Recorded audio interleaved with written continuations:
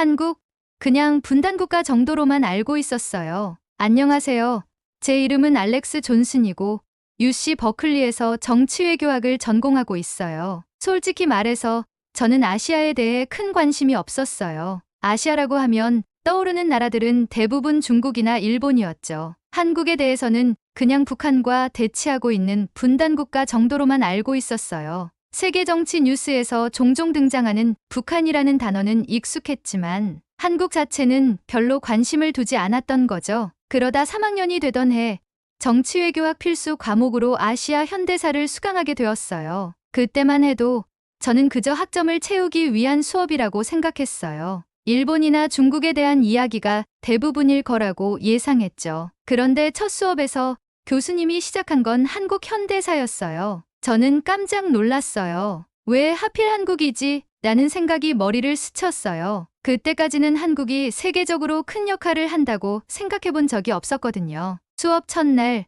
교수님은 1950년 한국전쟁에 대해 설명하셨습니다. 한국전쟁은 단순한 전쟁이 아니었어요. 그것은 냉전의 서막이자 한국이 지금까지 분단된 상태로 남아있는 이유였습니다. 교수님은 그 전쟁이 한반도뿐만 아니라 세계 정치의 중심이 되었다고 말씀하셨죠. 그러면서 당시 전쟁으로 인해 서울이 완전히 폐허가 된 사진을 보여주셨는데 그 모습이 너무 충격적이었어요. 도시가 온통 잿더미로 변하고 사람들은 전쟁의 참상 속에서 헤어나오지 못하고 있었죠. 하지만 더 놀라웠던 건 그 뒤에 이어진 이야기였습니다. 교수님은 한국전쟁 후 1960년대와 1970년대의 한국 경제성장 이야기를 들려주셨습니다. 완전히 무너졌던 그 나라가 어떻게 다시 일어섰는지, 그리고 세계에서 가장 빠르게 성장하는 경제를 구축하게 되었는지를 말이죠. 제가 가장 충격을 받은 부분은 그 성장이 놀라울 만큼 빠르게 일어났다는 점이었어요. 폐허가 된 도시가 몇십 년 만에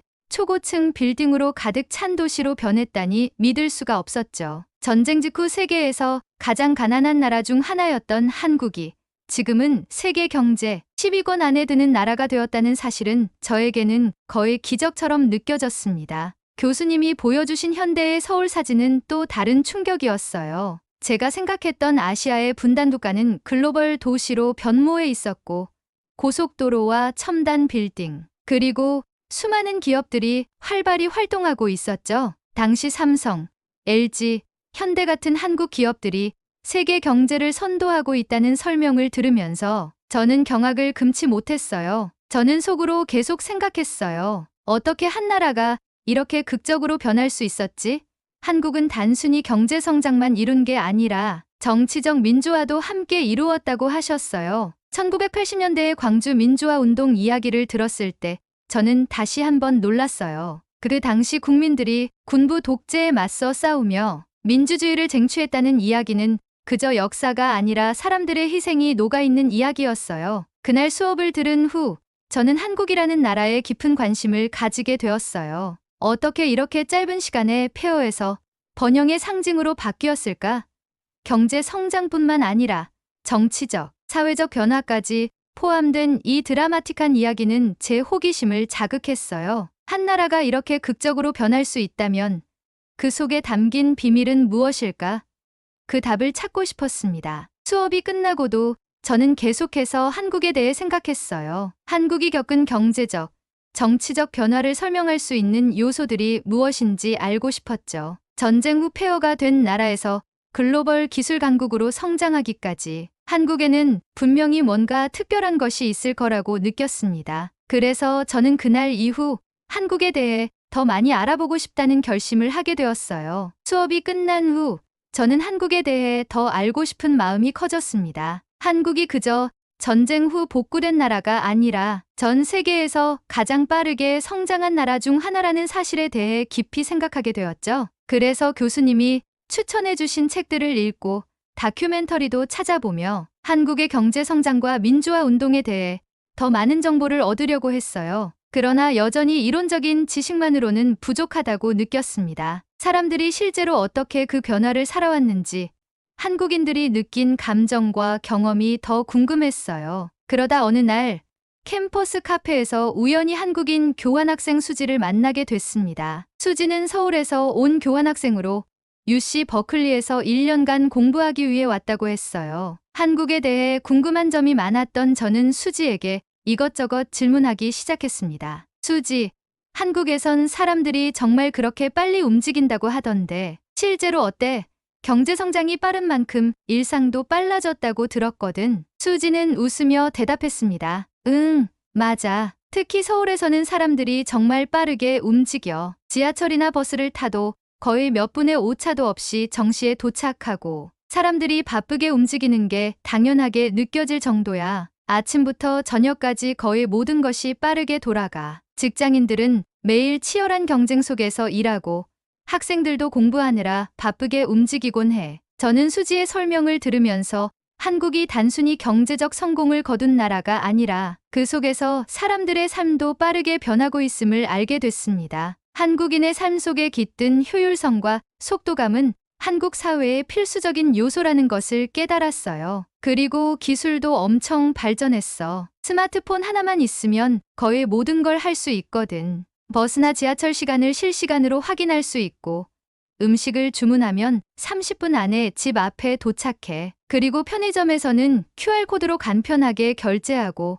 심지어 병원 예약도 앱으로 다 할 수 있어. 한국은 정말 모든 게 디지털화돼 있어. 수지의 말에 저는 깜짝 놀랐습니다. 한국의 IT 인프라가 이렇게까지 발전해 있다는 건 그동안 알지 못했던 사실이었어요. 한국은 그저 빠르게 성장한 나라가 아니라 디지털 시대를 선도하는 나라였다는 사실을 처음으로 실감했죠. 와, 그 정도로 발전했구나. 미국에서도 디지털화가 점점 이뤄지고 있지만 한국처럼 전방위적으로 활용되는 건 아니야. 특히 교통 시스템이나 대중교통의 효율성은 정말 놀랍다. 수지는 더 많은 이야기를 들려주었습니다. 특히 한국의 대중교통은 정말 최고야. 서울에서 지하철을 타면 모든 것이 실시간으로 연동돼 있어서 어디서 내려야 할지 헷갈릴 일이 없어. 게다가 스크린도어라는 시스템 덕분에 승강장에서 사고도 나지 않아. 안전이 최우선이거든. 또 버스는 항상 정시에 도착하고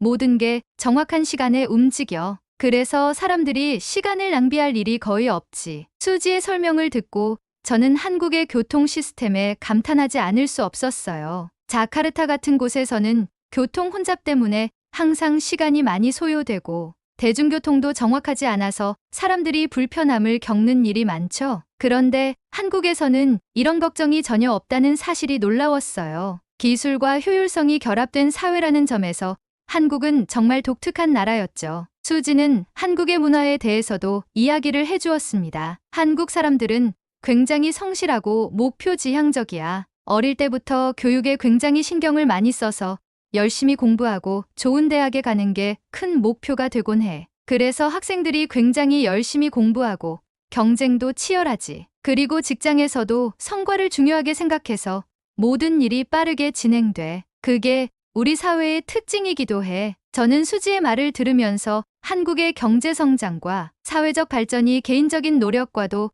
깊이 연관되어 있다는 사실을 깨달았습니다. 한국의 발전은 단순히 정부의 정책이나 경제적 투자만으로 이루어진 것이 아니라 한국인들의 끈기와 성실함이 그 중심에 있었던 거죠. 그들은 매 순간 최고의 결과를 내기 위해 노력하고 그 속에서 성장을 이끌어낸 것이었어요. 그렇다면 한국 사람들은 매일 치열하게 살아가면서도 자신들만의 성취감을 느끼겠구나. 그 속도와 효율성 속에서 성과를 내는 게 당연하게 여겨지나 봐. 수지는 고개를 끄덕였어요. 맞아. 그게 우리 사회에서 중요한 가치야. 그러면서도 우리는 서로 협력하고 공동체 의식을 중요하게 여겨. 함께 일어나가는 걸 굉장히 중요하게 생각하지. 이 대화를 통해 저는 한국 사회가 단지 성장 속도만이 아니라 그 속에 깃든 인간관계와 공동체 의식이 중요한 역할을 한다는 걸 알게 됐습니다. 효율적이면서도 서로를 돕는 사회. 이런 점에서 한국의 문화와 사회적 특징은 더욱 특별하게 느껴졌습니다. 수지와의 대화를 통해 한국에 대한 제 이해는 점점 더 깊어졌습니다. 그동안 경제 성장과 기술 발전에만 집중했던 저의 시각이 이제는 한국인들의 삶과 가치관으로까지 확장된 거죠. 저는 한국이 그저 경제적 성공을 이룬 나라가 아니라 사람들의 협력과 노력이 결합된 나라라는 사실을 실감하게 됐습니다. 그리고 그 순간 저는 한국에 대해 더 알고 싶다는 생각이 점점 더 커졌습니다. 단순히 책이나 수업에서 배우는 것이 아니라 직접 그 나라를 경험하고 느껴보고 싶다는 강한 열망이 생겨났습니다. 이제 한국은 저에게 그저 학문적인 주제가 아니라 꼭 한번 가보고 싶은 나라로 다가오게 되었죠. 아시아 현대사 수업에서 저는 한국을 주제로 한 그룹 발표를 준비하게 되었습니다. 한국은 정치적 발전과 외교적 성공을 이뤄낸 나라로서 제가 배워야 할 많은 점이 있었습니다. 특히 한국의 민주주의 발전과 외교적 위치는 제 전공인 정치외교학과도 밀접한 관련이 있었죠. 처음 발표 준비를 시작할 때 저는 한국의 경제 성장과 정치 발전에 대해 깊이 다뤄보고 싶었습니다. 한국은 전쟁 후 폐허에서 시작해 짧은 시간 안에 세계 경제 강국으로 성장했으며 정치적 안정과 민주주의를 이뤄냈습니다. 저는 그 놀라운 성공 스토리에 초점을 맞추고 싶었어요. 한국의 한강의 기적과 민주화 운동은 그 과정에서 핵심적인 역할을 했죠. 발표를 준비하는 동안 저와 팀원들은 한국의 민주화 과정과 외교적 선택에 대해 더 깊이 탐구하기로 했습니다. 특히 남북 관계와 대북 외교는 한국의 정치와 외교에서 중요한 부분을 차지하고 있었기 때문에 발표에서 다룰 필요가 있다고 판단했습니다. 한국은 남북 분단이라는 특수한 상황 속에서 외교적으로도 중요한 선택을 해왔고, 이는 한국의 정치적 상황에 큰 영향을 미쳤죠. 그러나 발표 주제를 더 깊이 다루면서 팀원 중 한 명이 한국의 군사 정권 시절에 대해 더 많이 다루자고 제안했습니다. 그는 한국이 군사 정권을 겪으면서도 경제 발전과 정치적 발전을 동시에 이루어냈기 때문에 그 시기의 역사적 의미를 더 깊이 다루는 것이 필요하다고 주장했습니다. 그 말에 저는 잠시 고민했습니다. 저는 한국의 긍정적인 면을 더 강조하고 싶었기 때문이죠. 한국은 군사 정권을 겪었지만 그 시기를 지나면서 더 큰 발전을 이뤄냈습니다. 그 과정에서 국민들의 노력과 정치적 변화가 오늘날의 한국을 만들었기 때문에 그 점을 발표해서 더 강조하고 싶었습니다. 한국은 그 시기를 극복하고 지금의 성공적인 민주주의와 경제 강국이 된 거잖아. 우리 발표는 한국이 어떻게 성장해왔는지에 더 집중하는 게 좋을 것 같아. 저는 그렇게 팀원에게 제 의견을 말했습니다. 다행히 팀원도 저의 의견에 동의하며 긍정적인 변화와 극복의 과정에 더 중점을 두기로 했습니다. 발표 주제를 다시 정리하면서 우리는 한국이 경제 성장뿐만 아니라 민주주의와 외교적 성공까지 이뤄낸 나라라는 점을 중심으로 이야기를 풀어나가기로 했습니다. 그 과정에서 한국의 남북 관계와 외교적 성공 사례도 다루기로 했습니다. 한국은 분단 국가임에도 불구하고 미국, 중국, 일본 등과의 외교 관계를 통해 안정적인 국제적 위치를 확보해 왔습니다. 특히 미국과의 동맹을 통해 안보를 강화하면서도 남북 대화와 같은 평화적 노력을 이어가고 있다는 점에서 한국의 외교적 선택은 주목할 만한 부분이었습니다. 한국은 안보와 평화라는 두 가지 과제를 동시에 해결해 왔어. 특히 남북 관계에서 한국은 평화적인 대화를 통해 긴장 완화를 시도했고, 그것이 한국의 외교적 성공의 중요한 부분이야. 저는 발표에서 한국이 외교적으로 안정을 추구하며 국제 무대에서 중요한 역할을 해왔다는 점을 강조했습니다. 발표를 준비하는 동안 우리는 한국의 정치적 발전과 외교적 성공이 어떻게 연결되어 있는지를 더욱 깊이 있게 논의했습니다. 한국은 민주주의를 쟁취한 것뿐만 아니라 국제사회에서의 위치를 확립하며 경제 성장과 정치적 안정을 동시에 이루어낸 나라였습니다. 이를 통해 한국은 국내외적으로 중요한 국가로 자리 잡았죠. 그날 저녁, 저는 발표 준비를 마무리하면서 한국이 겪어온 도전과 성취에 대해 다시 한번 생각해 보았습니다. 한국은 남북 분단이라는 어려운 상황 속에서도 안정적인 정치 체제를 구축했고, 국제사회에서도 외교적 성공을 이룩한 나라였습니다. 그들의 노력과 끈기는 오늘날 강한 민주주의와 안정적인 경제를 이루는 데 중요한 역할을 했습니다. 다음 날, 우리는 한국의 정치적 성공과 외교적 성과를 중심으로 발표를 마무리했습니다. 발표가 끝난 후, 저는 한국이 단순한 성공 스토리를 넘어서 정치적 도전과 외교적 갈등을 해결하면서 더 큰 발전을 이루어낸 나라라는 점을 더 깊이 이해하게 되었습니다. 그리고 그 모든 과정에서 한국 국민의 노력과 정치적 리더십이 중요한 역할을 했다는 점을 깨달았습니다. 발표가 끝난 후에도 한국에 대한 생각은 쉽게 떠나지 않았습니다. 한국의 역사와 그들이 이뤄낸 성취는 그저 책이나 수업에서 배운 지식이 아니었어요. 한국이라는 나라가 실제로 겪어온 모든 도전과 극복의 과정은 저에게 깊은 울림을 남겼습니다. 처음에는 단순히 성공적인 경제 성장에만 주목했지만 발표를 준비하는 과정에서 한국은 정치적 투쟁과 외교적 도전을 함께 이겨낸 나라라는 점을 알게 되었습니다. 경제와 민주주의, 외교와 안보, 그 모든 것이 서로 얽혀 있는 한국의 현실은 단순한 기적 이상의 것이었죠. 한국이 겪은 고난의 역사는 그들이 이룩한 성장과 성공을 더 크게 빛나게 만들었습니다. 전쟁 후 폐허가 된 나라에서 세계 10대 경제